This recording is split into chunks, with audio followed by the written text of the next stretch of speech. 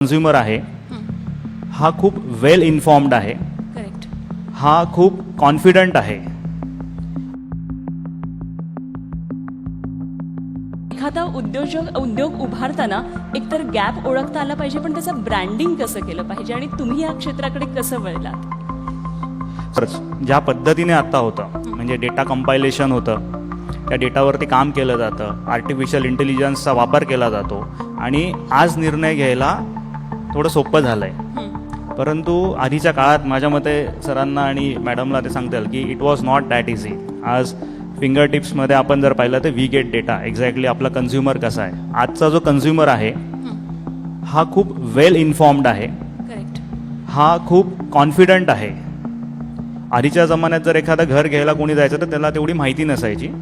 आज गुगलवरती पहिलेच सगळ्या चेकलिस्ट येतात. आज एखाद्या जर मेडिसिन घ्यायचं असेल, लोक डॉक्टरांकडे जातात तर ते हा प्रश्न विचारतात की कोणतं अँटीबायोटिक देणार आहे. आधी असं नाही विचारायचे.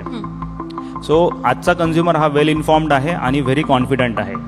मग ह्या सगळ्या गोष्टींचा दृष्टिकोन लक्षात घेऊन कॉन्टेंट बनवला पाहिजे.